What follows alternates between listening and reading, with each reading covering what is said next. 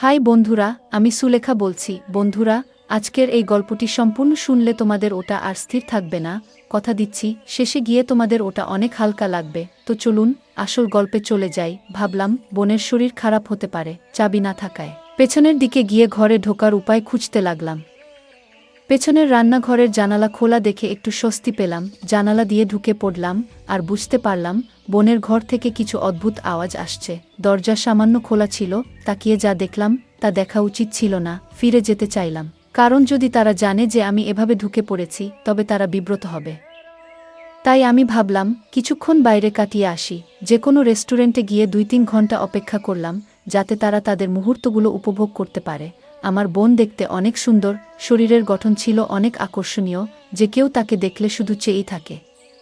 বিয়ের পরেও মনে হচ্ছে সে আরও বেশি আকর্ষণীয় ও সুন্দর হয়েছে। আমার গল্পগুলো তোমরা শুনো, কিন্তু সাবস্ক্রাইব করো না দয়া করে।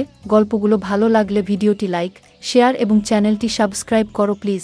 ৫ মাস চাকরি করার পর আমি বদলি হয়ে আমার বোন এবং দুলাভাইয়ের কাছে গেলাম। তাদের সঙ্গে দেখা করে আমি খুব খুশি হয়েছিলাম। দুলাভাইয়ের সঙ্গে আমার বন্ধুত্বপূর্ণ সম্পর্ক ছিল এবং বোনের সঙ্গে ভালো সময় কাটত। ৩-৪ দিনের মধ্যে সব জিনিসপত্র নিয়ে ওদের কাছে চলে এলাম। এরপর আমাকে একটি মিটিংয়ের জন্য অন্য শহরে যেতে হলো। কিছু জিনিসপত্র নিয়ে রওনা দিলাম এবং বোনকে জানালাম যে ৪ দিন পর ফিরে আসব। যখন ফ্লাইটে উঠতে যাচ্ছিলাম, আমার বস জানালেন যে বিদেশি ক্লায়েন্টরা খারাপ আবহাওয়ার কারণে তাদের ফ্লাইট বাতিল করেছে। ফলে মিটিংও বাতিল হয়ে গেছে। বাড়ি ফিরে দেখি দরজা ভেতর থেকে বন্ধ। অনেকক্ষণ বেল বাজালাম, কিন্তু কেউ দরজা খুলল না। মনে হলো কিছু একটা সমস্যা হয়েছে। দরজা খোলার চেষ্টা করতে থাকলাম। আমি দরজায় টোকা দিতে থাকলাম, কিন্তু কেউ খুলছে না। একটু চিন্তিত হলাম, কারণ আমার বোন হয়তো একাই ছিল, আর জামাইও প্রায়ই কাজে বাইরে থাকে, ছেলেমেয়েরা হয়তো স্কুলে। ভাবলাম বোনের শরীর খারাপ হতে পারে। চাবি না থাকায় পেছনের দিকে গিয়ে ঘরে ঢোকার উপায় খুঁজতে লাগলাম। পেছনে রান্নাঘরের জানালা খোলা দেখে একটু স্বস্তি পেলাম। জানালা দিয়ে ঢুকে পড়লাম। ভেতরে ঢুকে টেবিলে কিছু দেখতে পেলাম না, আর বোনের ঘর থেকে কিছু অদ্ভুত আওয়াজ আসছে। দরজা সামান্য খোলা ছিল, তাকিয়ে যা দেখলাম তা দেখা উচিত ছিল না। ফিরে যেতে চাইলাম, কারণ যদি তারা জানে যে আমি এভাবে ঢুকে পড়েছি তবে তারা বিব্রত হবে। তাই আমি ভাবলাম কিছুক্ষণ বাইরে কাটিয়ে আসি। যে কোনো রেস্টুরেন্টে গিয়ে ২-৩ ঘন্টা অপেক্ষা করলাম, যাতে তারা তাদের মুহূর্তগুলো উপভোগ করতে পারে। এগুলো ভাবতে ভাবতে একটি বিখ্যাত হোটেলে পৌঁছালাম। সেখানে হঠাৎ দেখি আমার জামাই কিছু লোকের সঙ্গে বেরিয়ে আসছেন। তাকে দেখে আমি অবাক হলাম। তিনি আমাকে দেখে বললেন, তুমি এখানে কি করছো? আমি বললাম, মিটিং বাতিল হয়ে গেছে। কিন্তু আপনি এখানে কি করছেন? তিনি বললেন, আমি সকালে এখানে মিটিং করতে এসেছিলাম।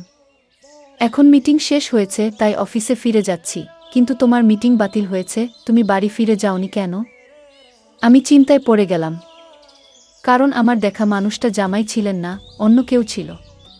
মাথায় নানা প্রশ্ন ঘুরছিল। হঠাৎ আমার জামাই আমাকে জাগিয়ে বললেন, তুমি কি ভাবছো? আমি বললাম, কিছু না। দুলাভাই বললেন, তুমি বাড়ি ফিরে যাও। আমি কিছু বুঝতে পারছিলাম না, কি বলবো ভাবলাম। আমি এখানে কিভাবে এসেছি তা বলবো না। সেদিনেই তার ফেরার কোনো সম্ভাবনা নেই, কিন্তু আমি কেন এসব জিজ্ঞেস করছি সেটাও বললাম না। শুধু বললাম, এমনি জিজ্ঞেস করলাম। খাবার খেয়ে চুপচাপ আমার রুমে বসে রইলাম, কিন্তু মনে বারবার সেই দৃশ্যই ঘুরছিল। ভাবছি, বোনকে জিজ্ঞেস করা উচিত কেন সে নিজের হাতে গড়া সংসার নষ্ট করতে চাইছে। সে তো এত ভালো, স্বামীর প্রতি এত সম্মান, কোনো কিছুর অভাব হতে দেয় না, তাহলে কেন তাকে এভাবে ঠকাচ্ছে? কিন্তু আমি কিছু জিজ্ঞেস করতে পারিনি, কারণ পুরোপুরি নিশ্চিত নই কতটুকু সত্য বুঝতে পারছি না। তখন থেকে বোনের প্রতি নজর দিতে শুরু করলাম। লক্ষ্য করলাম রাতের সবাই ঘুমিয়ে পড়লে সে বারান্দায় গিয়ে কারো সাথে ফোনে কথা বলে। এতে নিশ্চিত হলাম তার জীবনে অন্য কেউ আছে। আমার বস আমাকে জরুরি মিটিংয়ের জন্য একটি বড় হোটেলে পাঠিয়েছিলেন। মিটিং শেষ করে বেরোতে যাচ্ছিলাম, তখন দেখি বোন রিসেপশনে দাঁড়িয়ে আছে। সে লুকিয়ে একটি রুমে ঢুকে গেল। আমি নিচে অপেক্ষা করতে লাগলাম। প্রায় ২ ঘন্টা পর সেই রুম থেকে একজন লোক বের হলো। তাকে আগে কখনো দেখিনি। লোকটা চলে যাওয়ার পর বোনও হোটেলের বাইরে দাঁড়িয়ে রইল। কিছুক্ষণ পর একটা ট্যাক্সি এলো, আর বোন তাতে উঠে চলে গেল। আমিও আরেকটা ট্যাক্সি ডেকে তার ট্যাক্সিকে অনুসরণ করতে বললাম। মনে হলো বোন বাড়ি যাচ্ছে। বোনের ট্যাক্সি এগিয়ে যাচ্ছিল, আর আমি লুকিয়ে পিছু নিলাম। ট্যাক্সি এক হোটেলের সামনে গিয়ে থামল। বোন লিফট দিয়ে একটি রুমে ঢুকলো এবং প্রায় ২-৩ ঘন্টা পর বেরিয়ে এলো। তাকে দেখে হতবাক হলাম, কারণ তার সঙ্গে ছিল আমার বড় ভাই সুমন। বোন এবং ভাই কেন হোটেলের রুমে দেখা করছিল বুঝতে পারছিলাম না। তারা আলাদা ট্যাক্সি নিয়ে চলে গেল। আর আমি ভাবতে লাগলাম, এতগুলো পুরুষের সাথে বোনের সম্পর্ক কি? আমি কখনো বোনের চরিত্র নিয়ে সন্দেহ করিনি, কিন্তু আজ যা দেখলাম তা আমাকে ভাবিয়ে তুল। বোনকে জিজ্ঞেস করলাম, কেন এত মন খারাপ? সে বলল, বাসায় একঘেয়ে লাগে। তুমি কাজে আর বাচ্চারা স্কুলে, তোমাদের কারো কাছে আমার জন্য সময় নেই। একদিনের জন্য ছুটি নাও, আমরা সবাই মিলে কোথাও যাই। অনেকদিন কোথাও ঘুরতে যাইনি। আমি রাজি হলাম, কিন্তু মনে খোঁজ দিচ্ছিল। আবারও একদিন অফিস থেকে তাড়াতাড়ি ফিরলাম, আর বোন দরজা খুলছিল না। বুঝতে পারলাম সেদিন হোটেলে যাওয়ার লোকটি আজও এসেছে। এই ভেবে আমি খুব রেগে গেলাম, আর রান্নাঘর দিয়ে ঘরে ঢুকলাম। ভেতরের সব কিছু ছড়ানো ছিটানো ছিল। হঠাৎ বোনের চিৎকার শুনতে পেলাম। সেই লোকটিকে দেখলাম, যাকে হোটেলে দেখেছিলাম। বোনকে জোর করার চেষ্টা করছে। আমি লাঠি দিয়ে তার মাথায় আঘাত করলাম, আর সে অজ্ঞান হয়ে গেল। বোন আমাকে জড়িয়ে ধরে কাঁদতে লাগল। তামিম, তুমি ঠিক সময়ে এসে আমাকে বাঁচালে। বোনকে জিজ্ঞেস করলাম, এটা কে? আর এখানে কি করছে? বোন জানালো, লোকটি চোর বলে ভান করেছিল। আমি বললাম, তোমার অন্ধকার কাজগুলো আমার অজানা নয়। আমি হোটেলে দেখেছি তোমাকে এই লোকটির সাথে। বোন হতবাক হয়ে গেল, কাঁদতে কাঁদতে বলল, তামিম, তোমার দুলাভাইকে বলবে না। আমার পরিবারকে রক্ষা করো। আমি বললাম, তুমি এতগুলো পুরুষের সাথে মজা করছো, লজ্জা হওয়া উচিত। বোন বলল, তুমি ঠিক বলছো, আমার বেঁচে থাকার অধিকার নেই। সে আলমারি থেকে বন্দুক বের করে নিজেকে মারতে যাচ্ছিল, কিন্তু আমি তার হাত ধরে বন্দুকটা নিয়ে নিলাম।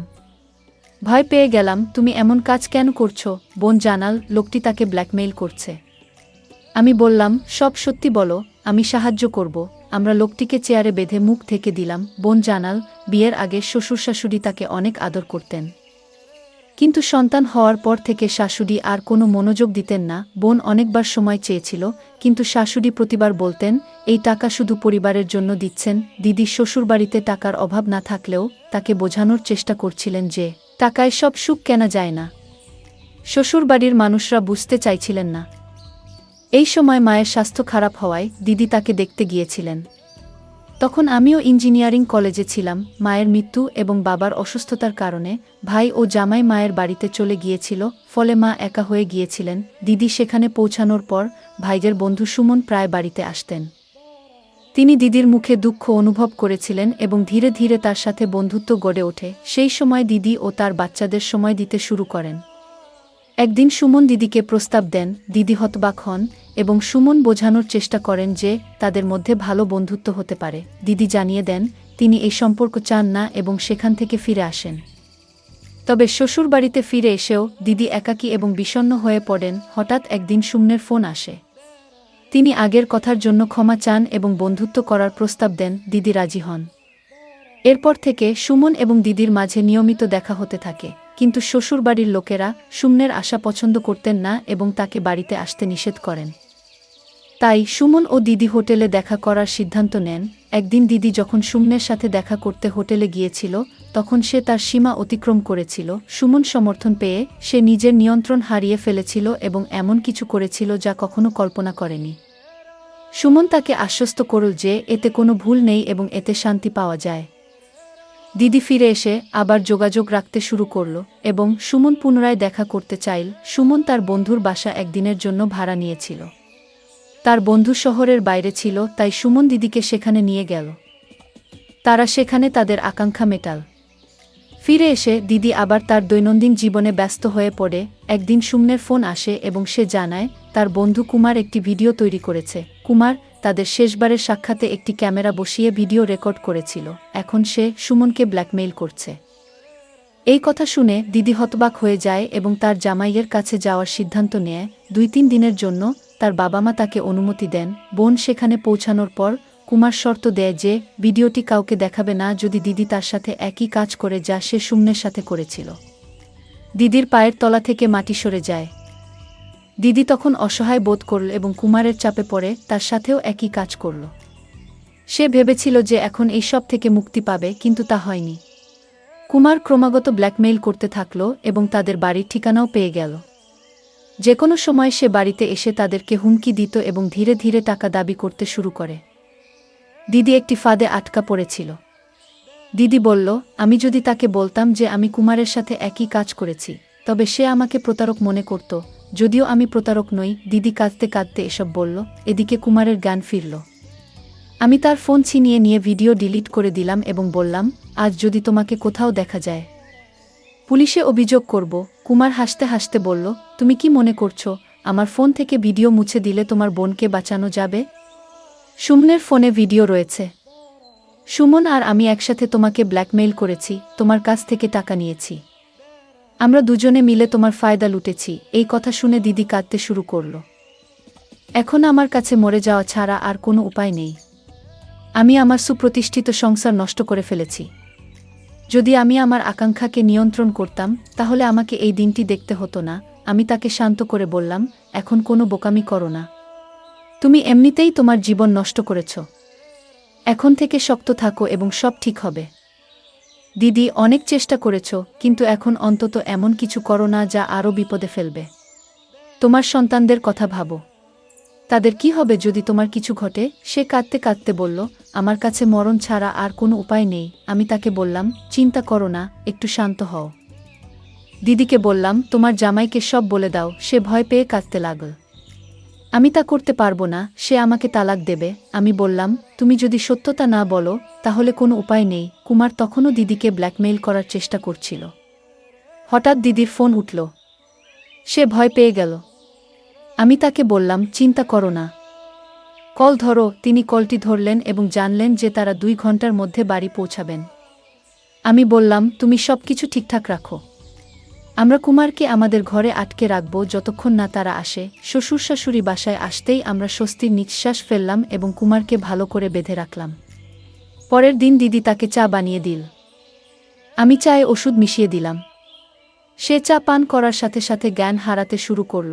আমি পুলিশকে ফোন করে জানালাম কিভাবে কুমার তাকে ব্ল্যাকমেইল করছিল এবং তার ভিডিও করেছে। পুলিশ এসে ভিডিও ডিলিট করল এবং কুমারকে গ্রেপ্তার করল। আমি দিদিকে বললাম, এখন থেকে শক্ত থাকো, সব ঠিক হয়ে যাবে। এরপর এসব ঘটনা সবার কাছ থেকে লুকিয়ে রেখেছি, কারণ এসব জানলে আমার বোনের জীবনটা আরও নষ্ট হয়ে যেত। তাই পরে আদালতের সব কাজ আমি করেছি। আমার বোনকে আর এসবে নিয়ে আসিনি, তাদেরকে আমি কঠিন শাস্তি দিয়েছি। বোন আমাকে অনেক ধন্যবাদ দিল, কারণ আমার জন্যই বাড়িটি ধ্বংস থেকে রক্ষা পেল। সে প্রতিশ্রুতি দিয়েছিল যে এবার থেকে সে শুধু তার সন্তানদের দিকে মনোনিবেশ করবে। গল্পটা কেমন লাগলো জানাতে ভুলবে না। আরও মজার মজার রোমান্টিক গল্প শুনতে চাইলে ভিডিওটি লাইক, শেয়ার এবং চ্যানেলটি সাবস্ক্রাইব করতে এবং বেল আইকনটি টিপতে ভুলবে না। ধন্যবাদ।